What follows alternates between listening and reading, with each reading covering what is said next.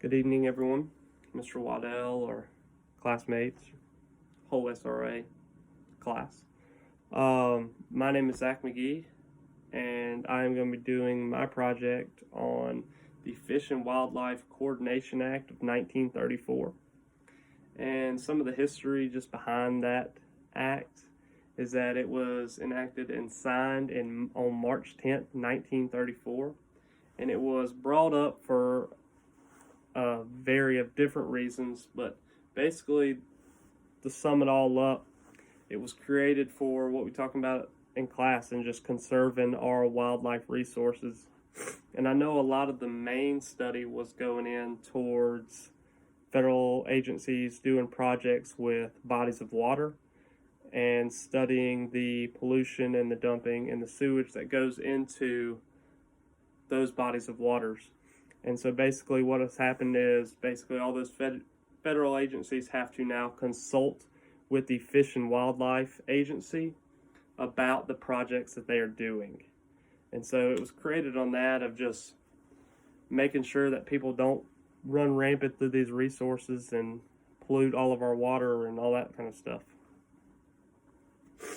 In the process, that stuff that they have to do that this act has made is basically the main part of it is consulting with the Fish and Wildlife, which was one thing that was huge and it was brought up, and that was the main thing that they do, and it's still what makes it such a huge act today, is consulting with the Fish and Wildlife Services report and recommending certain things that need to be looked at, the modification of projects to make sure that these projects are safe and everything still goes all to plan, the cost of the projects, the transfer of funds,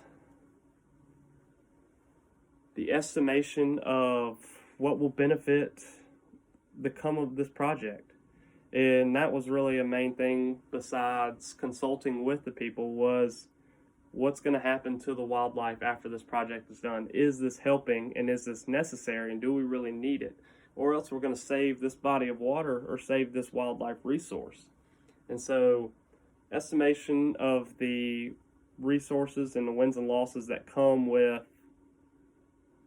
doing this project.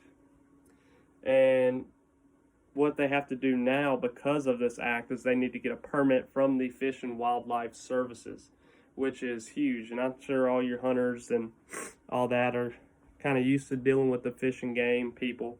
And so now that what this act did back then was it made the federal agencies also have to deal with the people.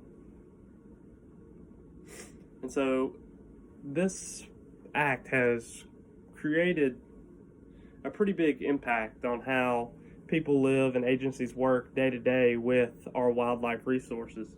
I know this, I didn't read this anywhere, and this is kind of just a side story or chasing a rabbit like Mr. Waddell says.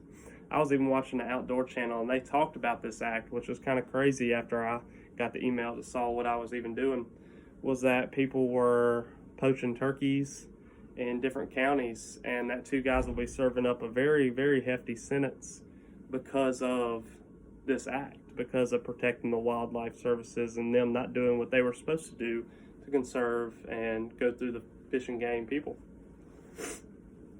On other things that it does, it studies the effects of the domestic sewage that goes in to the water. And like I said, one of the main parts that it does is just protects our bodies of water and protects our coastlines and beaches and tries to make sure everything is as clean as possible. But if they do want to do these projects, to make sure as little destroys the wildlife resources as possible. It wants to keep it at a bare minimum for these projects. And what it does, and I'm sure some of the federal agencies didn't really like this plan because it has had a huge impact on their federal projects.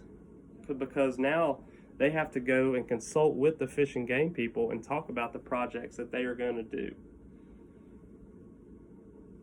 And there's a lot of penalties that can come up if, us hunters and us fishers know that the Fish and Game people are not the people you really want to mess with at all. If you guys have all seen Tiger King, you know that that guy didn't want to mess with the Fish and Game people at all because they sent him to jail.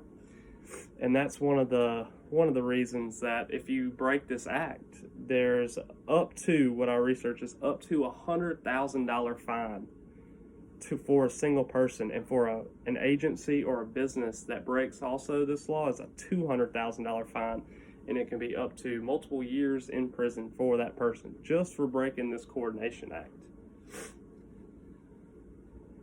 So that is my presentation, and if it was a little awkward, I know it's easier to go from person to person, I think, for me, than it is person to camera, but hope you're doing well, Mr. Waddell, and hope you get this, and I appreciate you guys listening to me today. Thank you.